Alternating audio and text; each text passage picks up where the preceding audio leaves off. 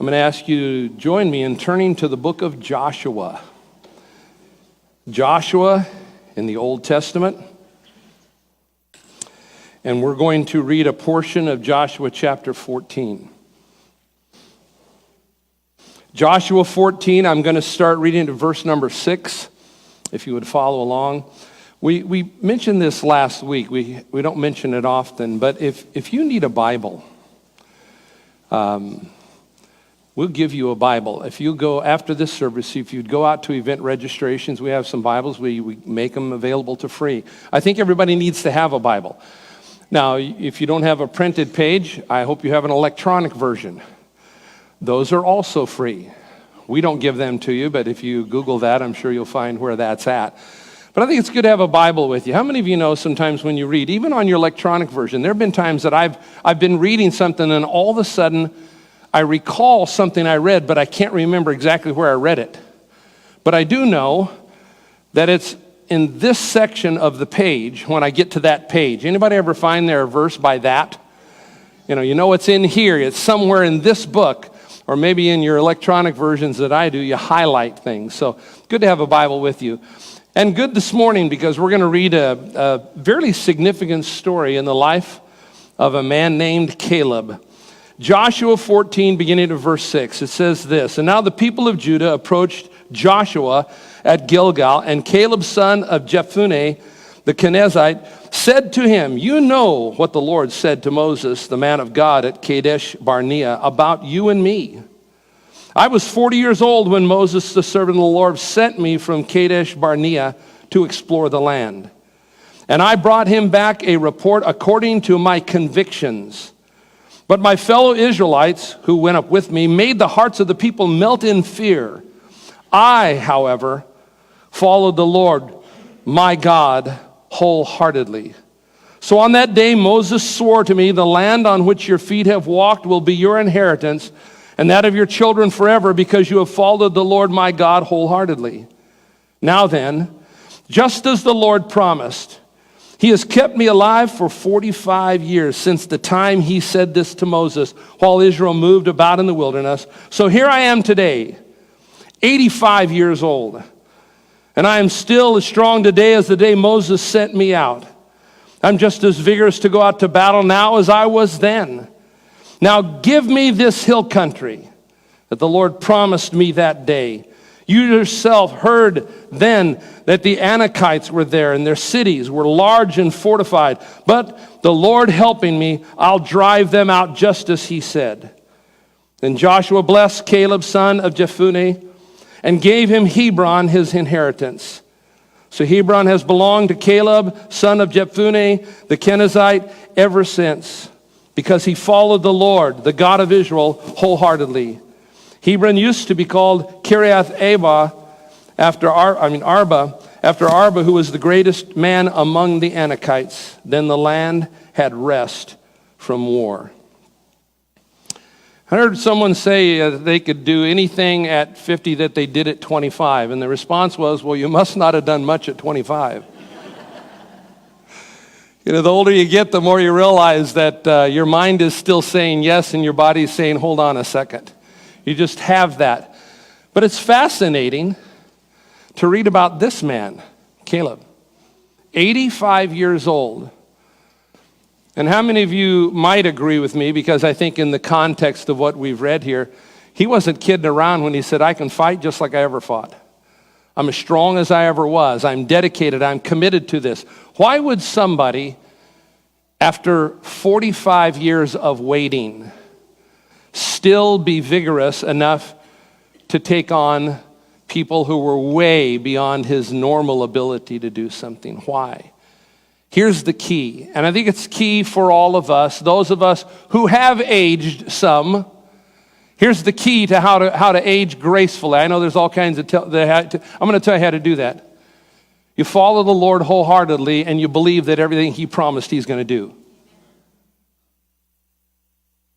About 8 years ago now, when I had cancer, and I've told this story, it's been a while.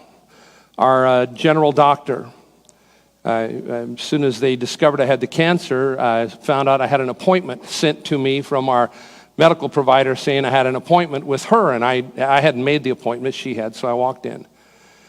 And sat in there. When she walked in, her head was down. And most of our family had seen her. We had a great rapport with this doctor. And her head was down, and she was shaking her head. She said, I'm so sorry, Larry. I am so, so sorry.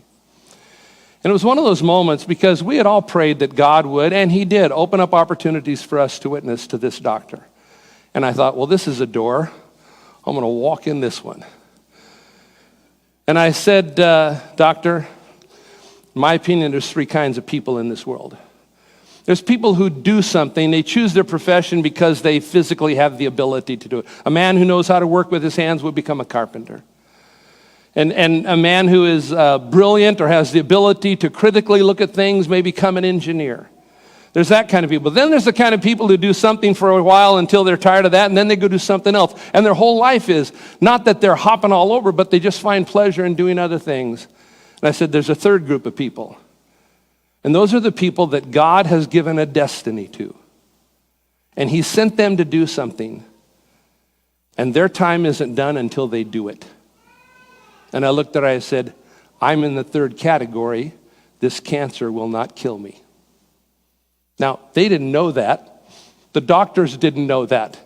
They told me they wouldn't know it until they cut me open, and it's kind of a gross. He says, I want to get my hands in there. I said, really? You had to tell me that now. We won't know till I get my hands in. They say they didn't know, but there was something in me. Promises that I believed God had made to me. Ministry that God had given that wasn't fulfilled. So never once in the process of that cancer did I ever think that it was going to take my life. You see, if you want to grow old, and I'm not saying that I've necessarily been gracefully in the process, but if you want to grow old and you want to live a life that is healthy, you must follow God wholeheartedly, and you must believe everything he said he's going to do, he will.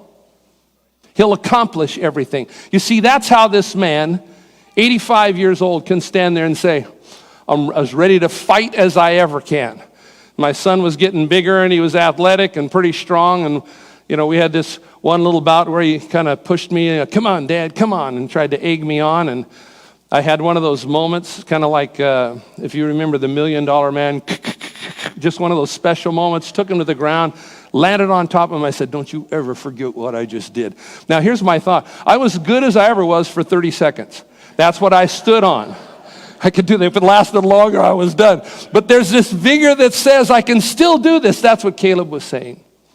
Now, in order for us to understand this part of the story that we've read, I want to take you back. Please, you don't need to turn to it. I'm going to scale through it very, very quickly. But if you are in the habit of having a little free time this afternoon to read, I'd like you to go back and read Numbers chapter 13 and 14. Read it this afternoon. Because here's the story that you're going to get that I'm going to catalog very quickly for. As the children of Israel made their way to the edge of a land that God had promised to give them. It's called the Holy Land, still called the Promised Land today. They'd been brought out of slavery, the Exodus. They had traveled, they've gotten to the edge of this land, and it's time for them to go in and possess this wonderful inheritance that God was giving to them.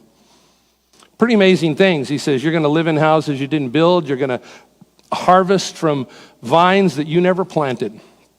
An amazing promise. And so before they go in, Moses says, I want to select one man from each of the 12 families known as the tribes of Israel. So each family group chose one man who would go in as a spy, and they'd check the land out to see if it was everything that God said it would be. And of these 12 men, 2 of them, as recorded here, one was Joshua and one was Caleb. The Bible says they went in, and for 40 days, they traversed the land. They went all over the place. They were checking it out, see what it was. The land was so bountiful. It says they cut off a cluster of grapes, and in order to carry it, they put a piece of wood through it and carried it between their shoulders. I've seen a few grapes in my day. I've never seen anything like that.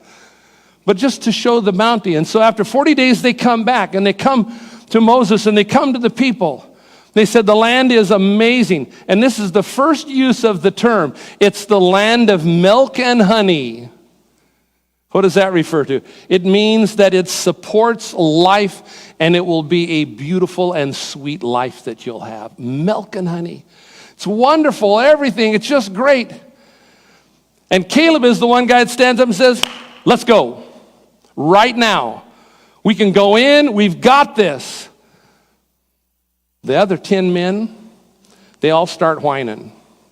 Oh, it's horrible. The land kills everybody that walks into it. It's amazing. And they're the sons of Anak that it mentions here, which that lineage would have given or would have been a part or given birth to a man that we would all know by name, and that's Goliath.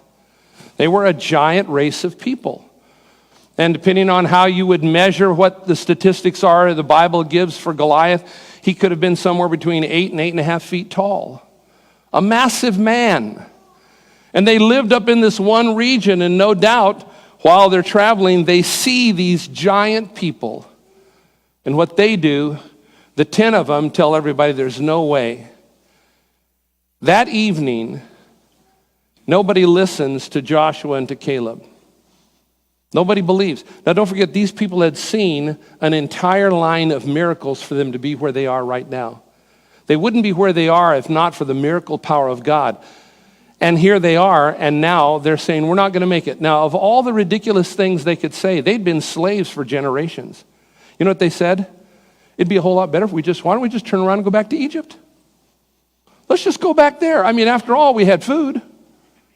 Had they forgotten so clearly that their lives meant nothing? They were merely an object to help to be the benefit of those who owned them? Let's go back to slavery. And they whined and cried and whined and cried. Joshua was doing everything he could, man. He says, no, we can take this, we can do this. He and Caleb believed that God was going to give them the land. And so, because the people griped, God's automatic response is, I'm sick and tired. Now, that isn't the term that's used there, sick and tired. But God says, I'm done with these people. I'm going to wipe them all out. And Moses steps in and says, God, if you wipe them all out, think of what the Egyptians will think. They'll think you only brought them out here to kill them. So God says, I'll forgive them of their sin, but here's what's going to happen. Of the 10 tribes whose representative came back and said it couldn't be done, everyone in those family groups that was 25 years of age and older, they were all going to die in the next 40 years. God says, I'm not going to let them go in. They're going to go out and they're going to wander out in the desert, an area known as the wilderness. They're going to wander out there. Now, there isn't an exact count. Some estimates are the number of people who left Egypt. Now think about this. Not only the children of Israel, but the Bible said there was a multitude of people that followed them after. Some believe it could have been as many as 2.5 million people. 2.5 million people. Now, just to entertain yourself, try running this statistic. Just round it off to 2 million people. Divide that into 12 groups. Take 10 of those groups and give an estimate of what the normal lifespan that might be 75. You take 1 or 2/3 of that number. You'll find out how many people died during that 40 years of wandering. Now you can break it down to how many people died each day. Think of this. They were being turned away from the land and going out into the desert to wander around until they died. And if you run those figures, you will find there were so many people dying that they couldn't stop and bury the dead. If you were far enough back in the pack, you would have been stepping over dead bodies while you're wandering out in the middle of the desert for 40 years. What a horrible situation to be in. And so, 40 years later, they come to the edge. They're getting ready. The land is divided up to the people. There were 2.5 tribes that wanted to stay on the other side of the river. And so the other 9.5 went in. And that's kind of where we take this story up here in chapter 14 of Joshua. They're getting ready to divide the land up, each person getting the portion that was theirs. They used a method called casting lots. It's an interesting thing. There's absolutely nothing known historically for sure about what casting lots meant. Proverbs talks about that the lot is cast into the lap. And so some believe it was some method of either coins or some sticks or stones or something, and a person would sit and they would ask God for direction, and they would throw these into the lap of their garment, and however they read, they would know if it was a yes or a no. Kind of like us throwing dice. But there's no exacting as to what it was. But they used this way to divide the land up. All that area over there, let's see who gets that portion. And all the area over here, except for Joshua. And except for Caleb. And Caleb goes up to Joshua and says, just a minute, before we divide this up. You remember what was said 45 years ago. Because he's referring back to what I just gave you a scant version of in Numbers 13 and 14. Because Moses made the commitment because Joshua was so committed and Caleb was so committed. He says, I'm going to give you the land where your foot set. Isn't it interesting that Caleb walked through the most dangerous part of the land? He went and walked through where these giants lived, where by all human means it was impossible to ever take the land. That's where he went. Isn't it interesting? The guy who was given the biggest challenge was the man with the biggest faith. Because we can do this. So Moses said, that's going to be yours. So now he's here. 40 years of wandering, 5 years to get to the dividing of the land. He says, Joshua, you know what our great leader told us. He said he'd give us that land. He says, give that land to me. Now, usually we have the propensity to choose the easier of two options. Well, maybe none of you. Normally, if we have one of two options, we try to pick the one that might be a little more manageable. If they somehow might have the same results. If you can walk 200 feet there, or you can walk 5 miles, all of us are going to walk the 200 feet. We choose the path that seems the most reasonable, particularly when you get older. You do want to choose the easier path. He's 85 years old. He says, nah. I was given a promise, and the promise was that land. That's what Caleb says. Now give it to me. I am ready to receive the promise. 45 years he's waited for the moment. 45 years he have lived for this time. I want to see the promise God gave me fulfilled. Now, in this story, there are a number of things that I want to challenge you with today. Because here's what I believe. Besides the dreams that we have about things that will only enrich our life, has God ever spoken to your life about something that might enrich his kingdom? Things that might enrich others, might be of benefit to some other people. You see, I think if we have an ear that's open and a heart that is tuned, God always speaks to us about things that are beyond the limits of just us. Something that can help somebody else. Something that can be an encouragement to someone else. Some of you are holding to promises that you are absolutely convinced that God has given to you. And some of you have waited many years, and it has yet to happen. This is the story that says when God promised something, he's coming through. When God has made a commitment, he's not going to roll it back. God is not one to say, well, maybe I didn't make it clear. Obviously, you've misunderstood what I said I was going to do. And so for each of us here, I want to challenge you with this story with several points that tells each of us, what can we do to make sure we grab hold of the things God has promised to us? Several things so that we, like this man, a man who should have been happy to have served his time, to have done all of his work, to survive. And don't forget, he and Joshua, they were the only old guys around. Because everybody else, 25 years and older, had all died. Don't you think that would have been given cause for them to say, hey, all you young'uns, all you young guys, now it's your turn. Why don't some of you young guys go up and fight those giants? Why don't some of you take on the hard tasks? No. He was committed to do whatever he had to do to see God's promises fulfilled. So several things that I want to point out to you. The first one is this. As you are on your journey to see God fulfill what he has said in your heart, not everyone who begins the journey with you will arrive at the destination.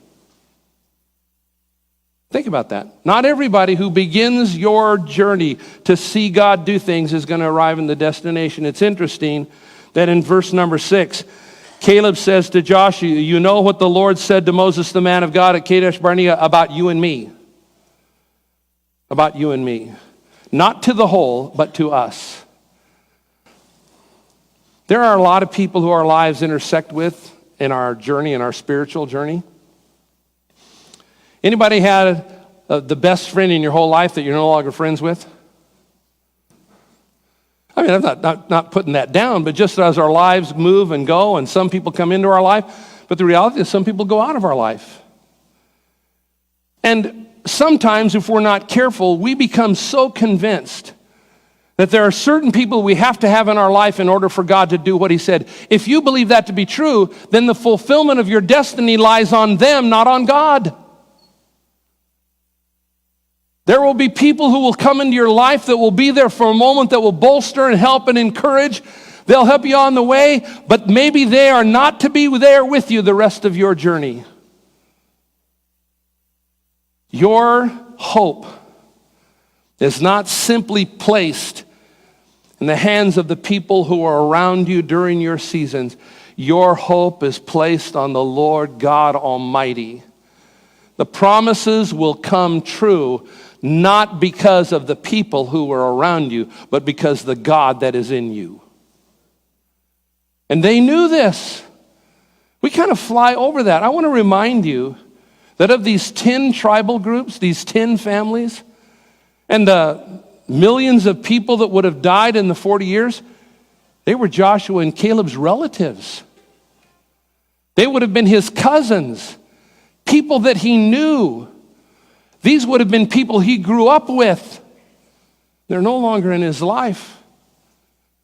But he knew that God was going to be faithful, that God was going to fulfill everything that he said to do. So not everyone you begin the journey with will complete it with you. The second one is, you need to have faith and be brave when others have fear. You need to have faith and be brave when others have fear. Verse number 7, he says this, Caleb, and I brought back a report according to my convictions, but my fellow Israelites who went up with me made the hearts of the people melt in fear. I, however, followed the Lord my God wholeheartedly. The definition of faith is this, Hebrews 11:1, and this is a paraphrase. The definition of faith is believing in things where there's no visible evidence of it. The Living Bible says it's the confident assurance of things that will take place even though you do not see it. Faith says this is going to happen. Faith says God said it, I activate it by what I believe, and it's going to take place. Don't let the fear of other people dissuade you from your faith in God. Because God had said it.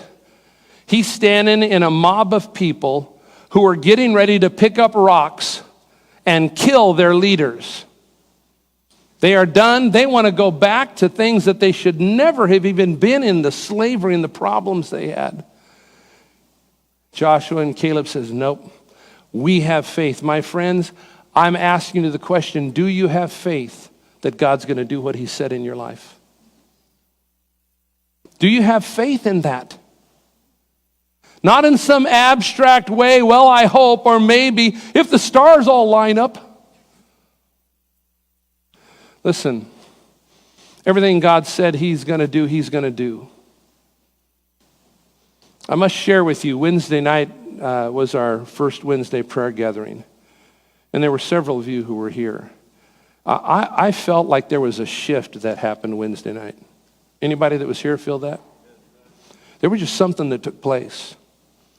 And in our time of prayer, one of the individuals that I asked to pray began to pray, and they actually began to pray about prophecies that had been spoken about this church decades ago, of some things that God said he was going to do here.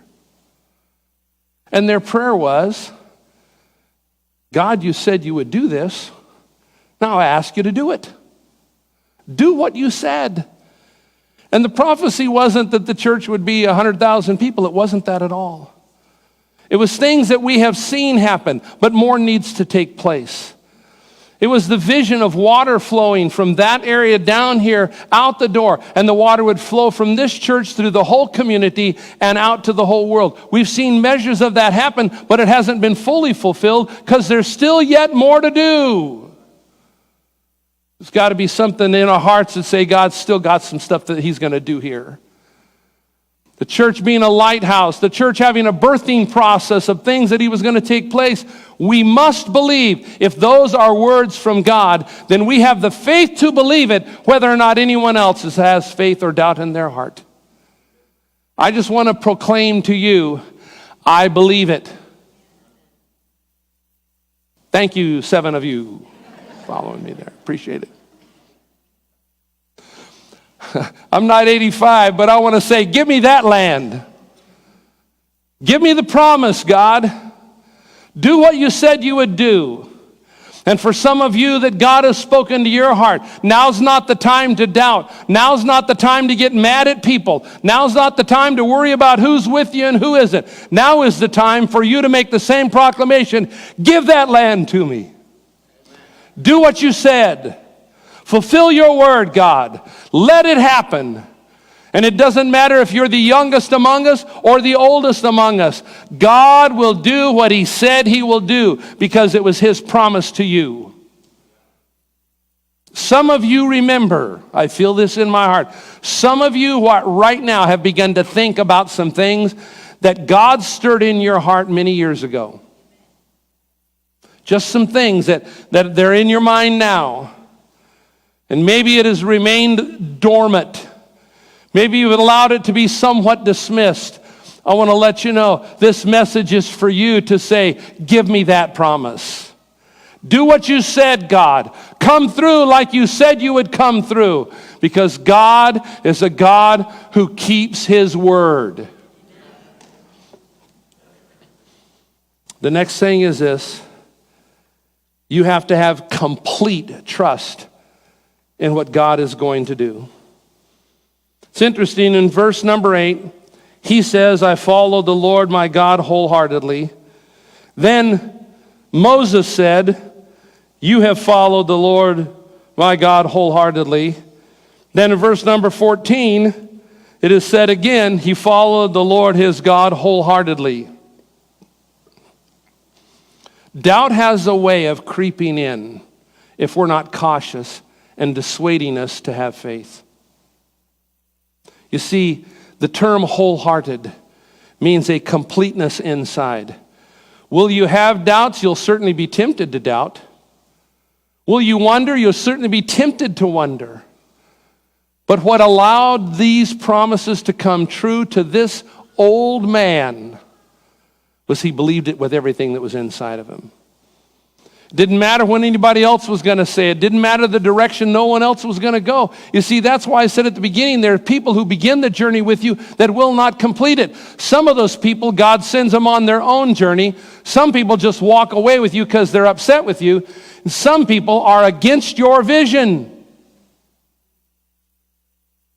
They're against what God has said. They've tried to convince you otherwise. You got to rise up in faith with all of your heart. Do you believe what God said? I got 9 now. Do you believe what God has said to you? Yes. Are you convinced that thing is real and he's going to do it? Yes. Then there ought to be those moments that say, as long as God is with me, I'm going to take that hill. I want that land. I want the promise. It's not over. It's not done. I'm not quitting. I'm not turning back. I'm not walking away like others may have walked. The promise was given. I'm going to be believing it with my whole heart, and God's going to give me the land. We believe it to be true. We believe it to be true. Next one is this. Don't choose the easy route. Don't choose the easy road. Verse number 10, he says, now then, just as the Lord promised, he has kept me alive 45 years since the time he said to Moses while Israel moved about in the wilderness. Here I am today, 85 years old. I'm still strong today as the day Moses sent me out. I'm just as vigorous to go to battle now as I was then. Now give me this hill country the Lord has promised to me. You yourself heard that the Anakites were there, and their cities were large and fortified. But the Lord helping me, I will drive them out just as he said. It's been my experience, and perhaps some of you, that often God puts resistance in our way to test the validity of our faith. Listen, if every time you had faith for something, God immediately did it, then how would you ever build strong faith? Matter of fact, that might be quite deceiving for us. Maybe puff us a little bit. Anything we believe, oh yeah, God's going to do that right away. Listen, some of the things that I have believed for, it took a long time. And there was pushback. If the enemy is aware of what God's trying to do, you know he's going to try to stop you. But the resistance can come from anywhere. Interesting that the people who were resisting Joshua and Caleb were family. Maybe I touched on something there. Maybe some of you have family that are resisting what God has said in your heart. Maybe some of your families don't know the Lord and they don't know anything else but to resist. Don't try to make your way easy to fulfill what God has said. Because this man had every right to choose the easy path. Instead, he says, I want where it's hard. I want the land that is going to be the hardest land to take. I want the people that are the meanest. Those are the ones I want to fight. I want the people that in normal capacity, everyone says there's no human being who can do that. I want that route, I want that hill, and I want those people. Because his confidence was, I'm going to drive them out. They may be in camp, can you imagine how big of a wall 8.5-foot people would make? I mean, normal sized people build pretty big encampments. What are giants going to make? I mean, can you imagine their weapons? You know, we know some of that from the description of Goliath. It's huge. Joshua says, nope. So my friend, don't choose the easy path, choose the right path. Choose the path that God lays before you and walk it with absolute wholeheartedness and believe that wherever he leads you, God will supply you with what is necessary through that season and through that difficulty. Whatever you walk through, God will walk through with you. Your faith ought to be something that is just a confession that you say all the time. A couple of weeks ago, I gave you the confession and all of you were saying it, and that is, I can. It's that belief, yes, because of Jesus, this is going to be done. This man is very similar to that. He says, give me the hill. It's a hard place. It's a difficult place. It's going to be tough all the way, but that's where I'm going. Don't choose the easy path. Choose the path that God gives you by faith that he will come through and do everything he said. And finally, I'll close with this. Peace is the final results of your faith. Peace will be the final results of your faith. Verse number 15, the very last words we read. Then the land had rest from war.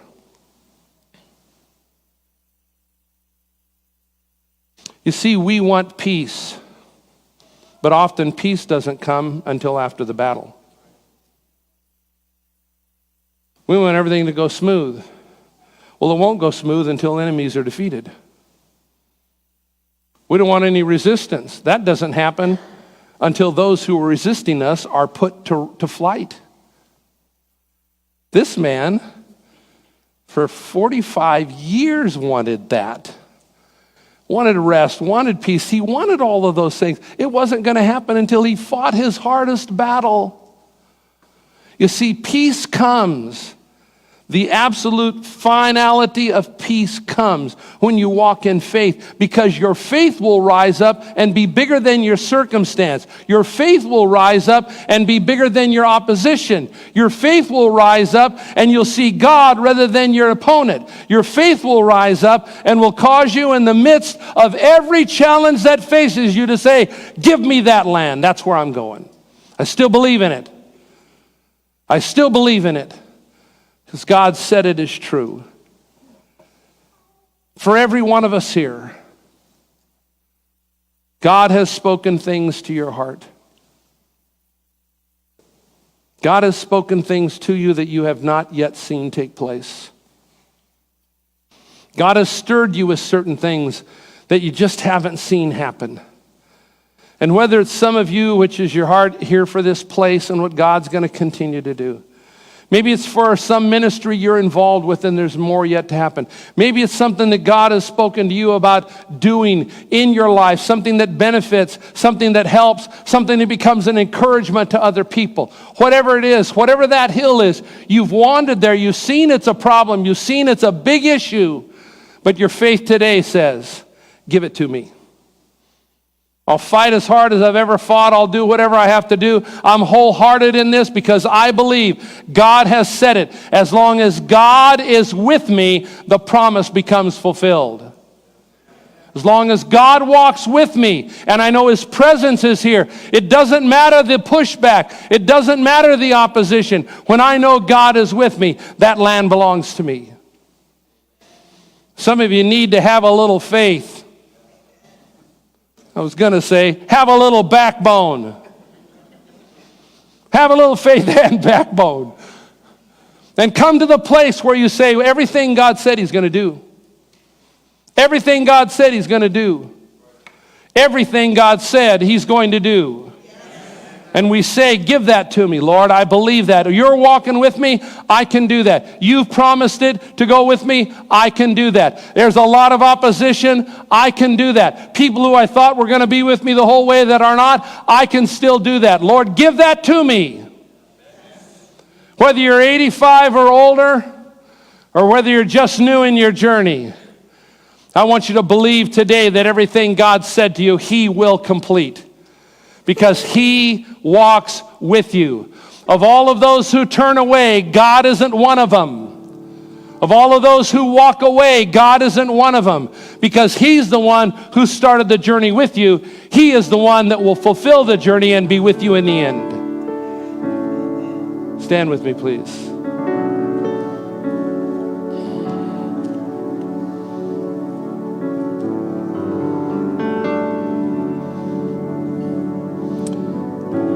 I want you to leave here filled with faith. I want you to leave here believing. I want you to leave here with a confidence that says everything God said He's gonna come through. Do you believe that? What about the rest of you? You believe that? God's gonna do what He said He's gonna do. It's something inside of us that as long as God is with me, as long as God is with me, give me that hill, give me that land, fulfill what you said, do what you said, God, every single bit of it. Because when we have that confidence and we have that conviction and we have that assurance, here's what takes place.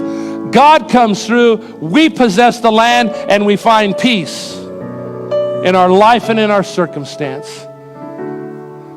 If this is you, maybe just to put your hands out like this, to say, God, I'm going to ask you to give me the land, what you promised. So right now, Father, you see us and you see our hearts, oh God. And you know the things that we are absolutely convinced you said you would do. Things that haven't happened. Situations that haven't taken place. But God, here's what we believe. Give us the land. Give us that land. Give us that place. Fulfill your promise in us, oh God. What you said you would do, we believe you will do. We will follow you wholeheartedly. We will not doubt. We will not be dissuaded. We will not be turned back by those who walk away. But Lord, we believe in you. Give us that land. Give us that property. Give us that hill. Give us that place. Because with you, with us, we will drive the enemy out. You with us, we will drive those who oppress out. You with us, we are more than conquerors. Lord, we're thankful that you are with us. Thank you that you watch with us. And God, through you, by faith, always being with us, all things will be accomplished. We bless you, oh God, and we praise you for this. We glorify your name. Thank you for being with us. In Jesus' name.